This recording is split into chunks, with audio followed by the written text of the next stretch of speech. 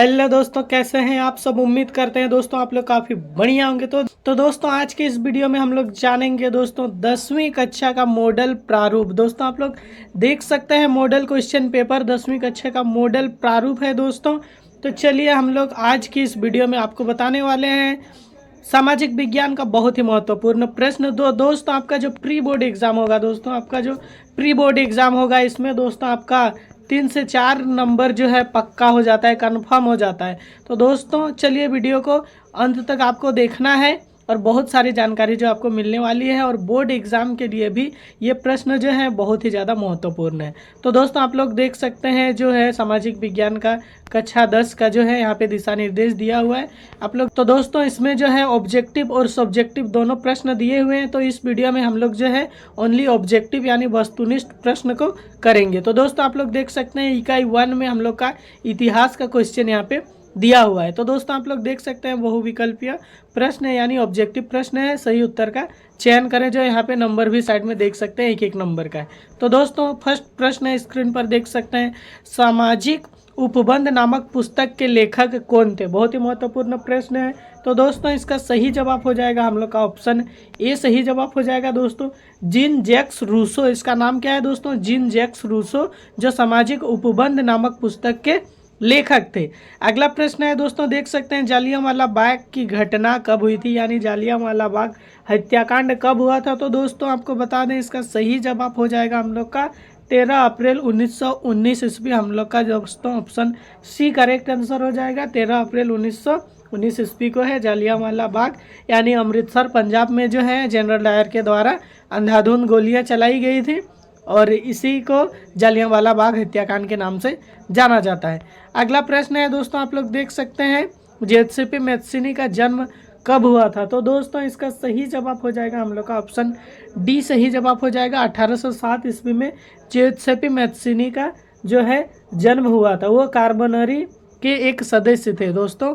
जो जेसेपी मैत्सिनी है ये कार्बोनरी के एक कार्बोनरी जो है एक संस्थान था, संगठन था, उसके सदस्य थे, और उन्होंने यंग यूरोप और यंग इटली का जो है दोस्तों स्थापना किया था। और उसका मृत्यु जो है 10 मार्च 1872 ईस्वी को उसका जो है मृत्यु हो गया था। 1872 ईस्वी को उसका मृत्यु हो गया था। 1807 ईस्वी में उसका जन्म हुआ था।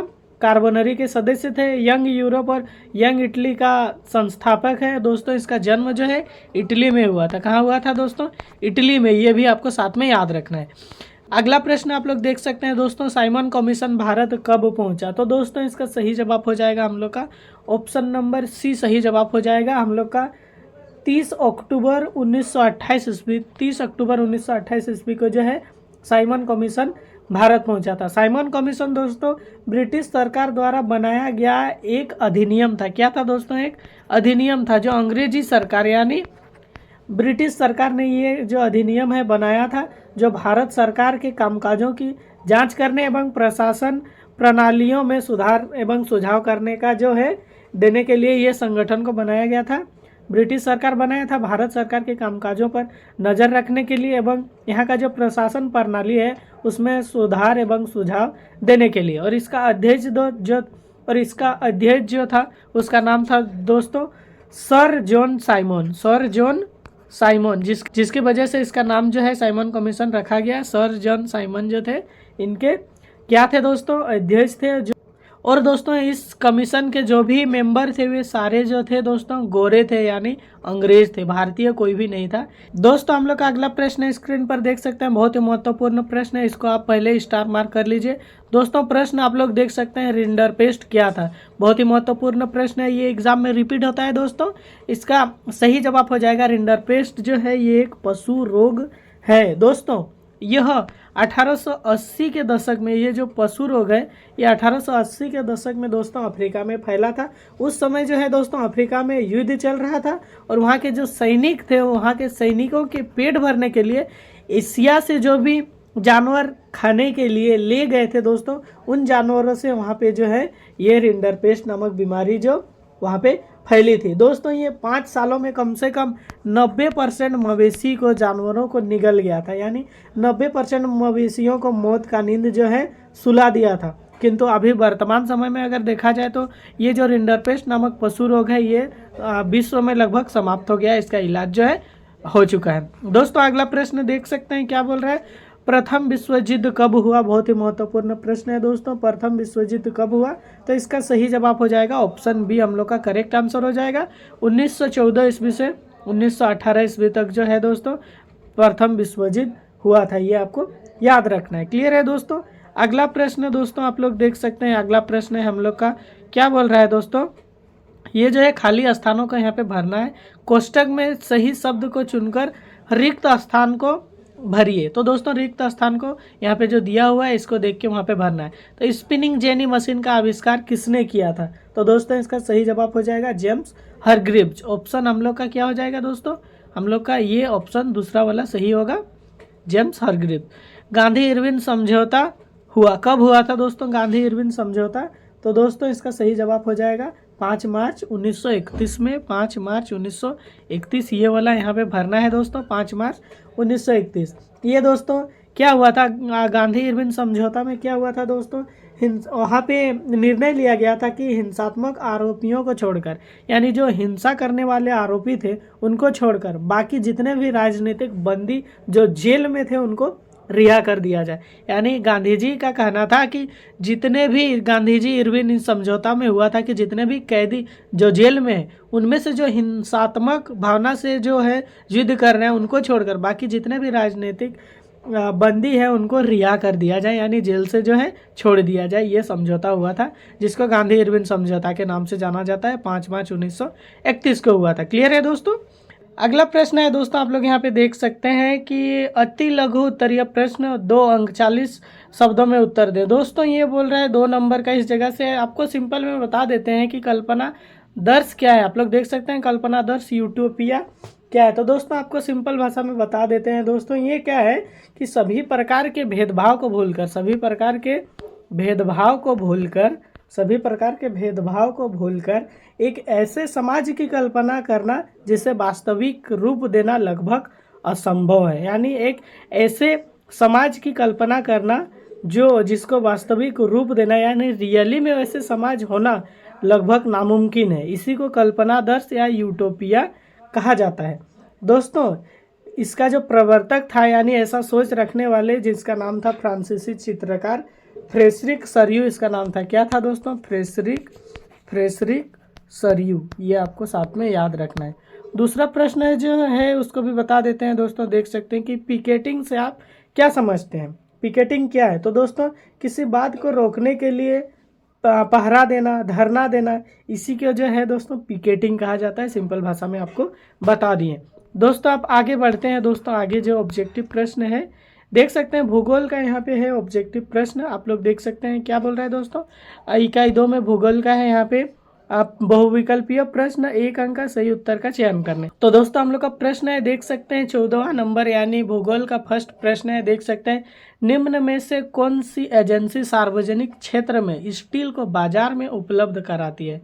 यानी कौन सी एजेंसी है जो सार्वजनिक क्षेत्र में स्टील को यानी बाजार में जो है उपलब्ध कराती है, हर एक जगह स्टील को जो है उपलब्ध कराती है। तो कौन सी एजेंसी है। तो दोस्तों इसका सही जवाब हो जाएगा सेल, ऑप्शन बी हम लोग का करेक्ट आंसर हो जाएगा दोस्तों। सेल SAIL इसका फुल फॉर्म क्या होता है दोस्तों, steel authority of India limited. ये नई दिल्ली भारत में स्थित है। ये जो सेल एजेंसी है ये नई दिल्ली भारत में स्थित है। दोस्तों हम लोग का अगला प्रश्न स्क्रीन पर देख सकते हैं 15वां प्रश्न देख सकते हैं, भारत का सबसे लंबा राष्ट्रीय राजमार्ग यानी NH कौन सा है। तो दोस्तों इसका सही जवाब हो जाएगा NH7। ये पुराना नाम है दोस्तों, अभी जो इसका नाम पड़ा NH44 इसका नया नाम है। दोस्तों इसका लंबा की बात करें भारत में कितना लंबा है, फैला हुआ है, तो दोस्तों आपको बता दें जम्मू कश्मीर के श्रीनगर से लेके दक्षिण बिंदु, भारत का दक्षिण बिंदु यानी कन्याकुमारी तक ये जो है इसका विस्तार है। और दोस्तों टोटल इसकी दूरी की बात करें तो आपको बता दें 3745 किलोमीटर, 3745 किलोमीटर जो है इसका लंबाई है। अगला प्रश्न दोस्तों आप लोग देख सकते हैं क्या बोल रहा है दोस्तों, इनमें से कौन सी रबी फसल है, इनमें से कौन सी रबी फसल है। तो दोस्तों इसका सही जवाब हो जाएगा हम लोग का रबी फसल किसको बोलते हैं? तो जिसको सर्दियों अक्टूबर से दिसंबर के मध्य में जिसको बोया जाता है, अक्टूबर से दिसंबर के मध्य में बोया जाता है दोस्तों, इसको जो है रबी फसल कहा जाता है। और इसका जो कटाई होता है वो अप्रैल के अंत में होता है, अप्रैल के अंत में जो है इसका कटाई होता है। तो दोस्तों इसका सही जवाब हो जाएगा चना, हम लोग का ऑप्शन सी सही जवाब हो जाएगा। चना जो है रबी फसल का उदाहरण है। अगला प्रश्न देख सकते हैं दोस्तों, नवीकरणीय योग्य संसाधन का एक उदाहरण। नवीकरणीय योग्य संसाधन मतलब जिसका नवीकरण कर सकते हैं, एक बार समाप्त होने के बाद उसको दोबारा पुनः इस्तेमाल में ला सकते हैं, बना सकते हैं। तो दोस्तों इसका सही जवाब हो जाएगा हम लोग का सौर ऊर्जा। ऑप्शन हम लोग का ए सही जवाब हो जाएगा। सौर ऊर्जा जो है ये नवीकरणीय योग्य संसाधन का उदाहरण है। कोयला, बॉक्साइट, पेट्रोलियम जो है एक बार समाप्त हो गया तो इनके बनने में लाखों करोड़ों वर्ष लग जाएंगे, जो मनुष्य के जीवन काल अवधि से बहुत ही ज़्यादा है। तो दोस्तों इसको अनवीकरण के अंतर्गत ही सबको रखा जाता है। अगला प्रश्न दोस्तों, आगे आप देख सकते हैं यहाँ पे 2 नंबर का 4 नंबर का स्टार्ट हो गया, तो हम लोग को ऑब्जेक्टिव प्रश्न करना है। तो दोस्तों आगे हम लोग बढ़ते हैं। आगे जो है आप देखते हैं कौन सा है आगे। तो आगे अब हम लोग का है दोस्तों इकाई तीसरा में नागरिक शास्त्र यानी सिविक्स का प्रश्न जो है अब हम लोग को देखने को मिलेंगे। तो दोस्तों देख सकते हैं 24 प्रश्न संख्या हम लोग का क्या बोल रहा है, झारखंड राज्य का गठन कब हुआ? बहुत ही महत्वपूर्ण प्रश्न है। तो दोस्तों इसका सही जवाब हो जाएगा 15 नवंबर 2000 ईस्वी, जिस दिन हम लोग झारखंड स्थापना दिवस मनाते हैं। ऑप्शन ए हम लोग का करेक्ट आंसर हो जाएगा। अगला प्रश्न है दोस्तों, देख सकते हैं क्या बोल रहा है, 1970 और 1993 के मध्य बेल्जियम के संविधान में कितनी बार संशोधन, यानी संविधान में कितनी बार संशोधन किया गया है 1970 से 1993 के बीच में बेल्जियम में? तो दोस्तों 4 बार किया गया है। ऑप्शन सी हम लोग का सही जवाब हो जाएगा। पहला जो था दोस्तों 1970 में किया गया था। दूसरा संशोधन जो है दोस्तों 1980 में किया गया था दोस्तों, दूसरा जो है 1980 में किया गया था। तीसरा जो है दोस्तों ये 1988 से 89 के बीच में हुआ था, 1988 से 89 के मध्य हुआ था। और चौथा संशोधन जो है ये 1993 में हुआ था, 1993 में। ये आपको साथ में याद रखना है।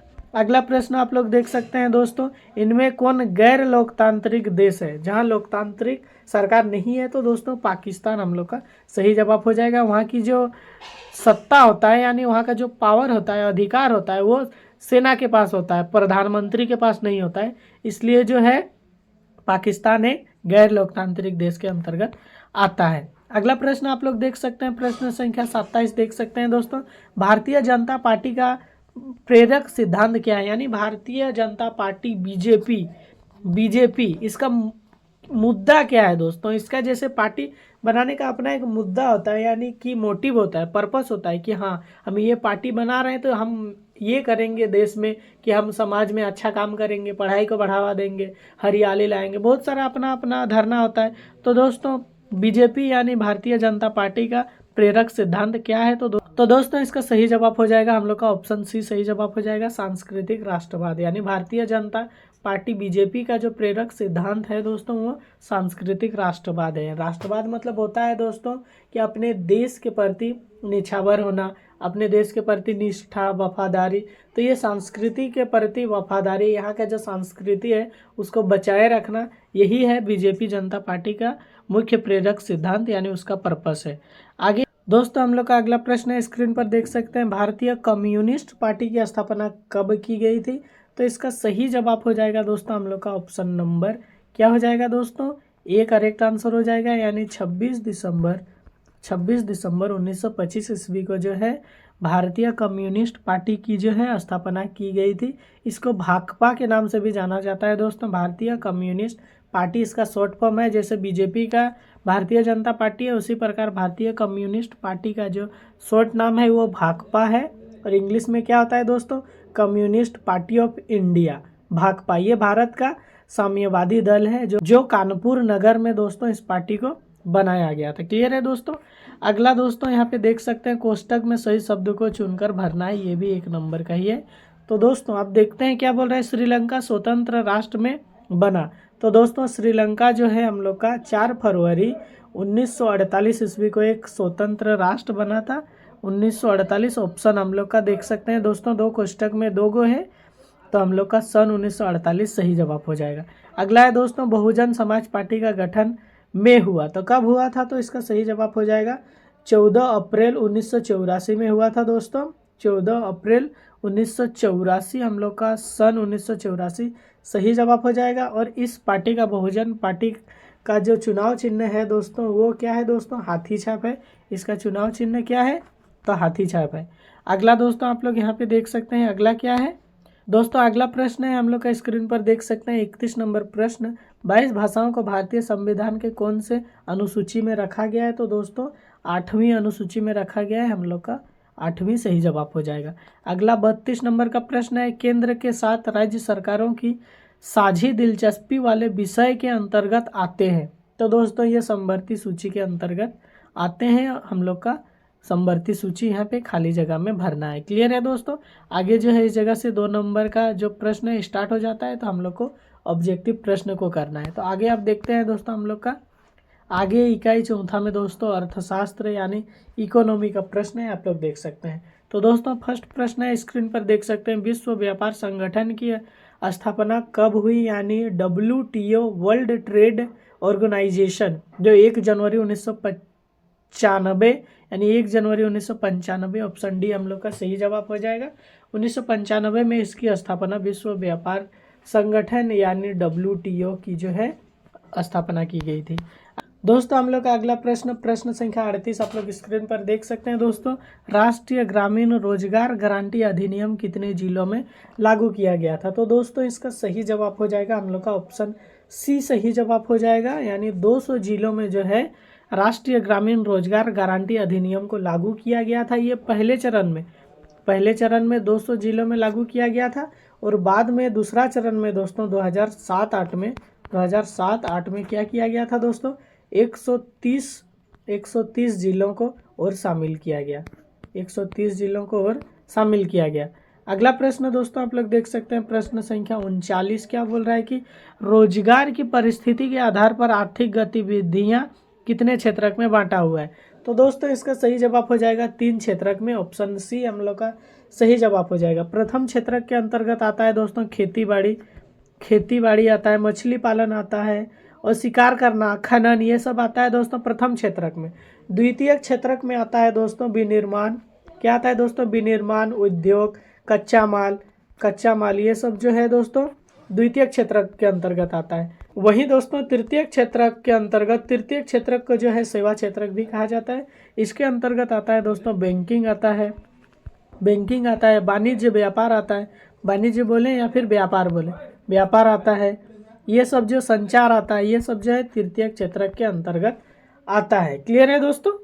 का अगला प्रश्न देख सकते हैं, प्रश्न संख्या 40 क्या बोल रहा है दोस्तों? नई आर्थिक नीति कब बनी?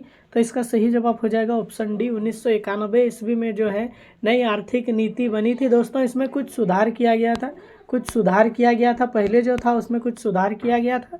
और इस नीति का उद्देश्य क्या था दोस्तों?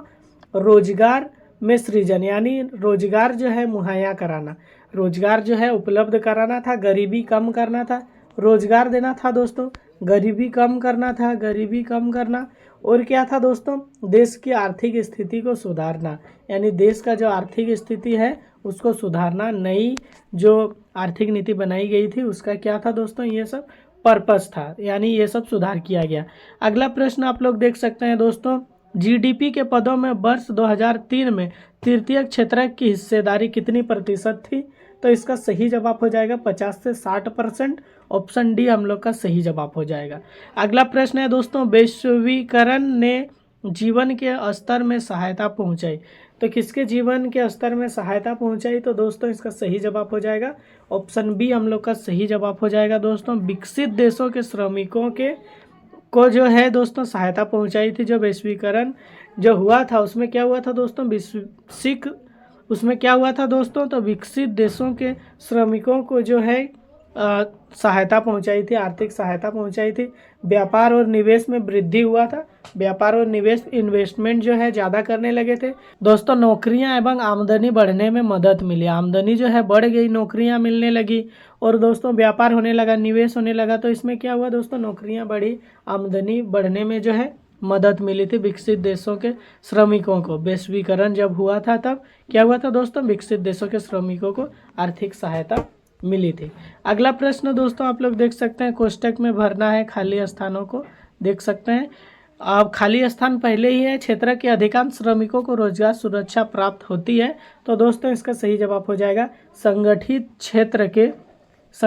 क्षेत्र के अधिकांश श्रमिकों को रोजगार सुरक्षा प्राप्त होती है, और यहाँ पे संगठित भरना है। अगला, विश्व व्यापार संगठन देशों में पहल पर शुरू हुआ था। तो दोस्तों इसका सही जवाब हो जाएगा विकासशील देश, यानी विश्व व्यापार संगठन विकासशील देशों की पहल पर शुरू हुआ था।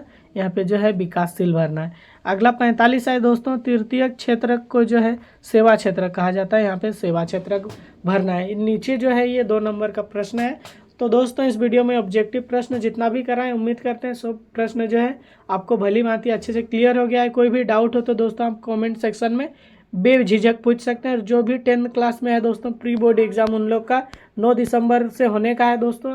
आप जो है वीडियो को अपने दोस्तों के साथ शेयर करिए और वीडियो को लाइक कीजिए। चैनल पर पहली बार आए तो प्लीज़ चैनल को जो है सब्सक्राइब कर दीजिए। मिलते हैं दोस्तों ऐसे ही किसी और नए हेल्पफुल वीडियो के साथ। तब तक के लिए जय हिंद, वंदे मातरम।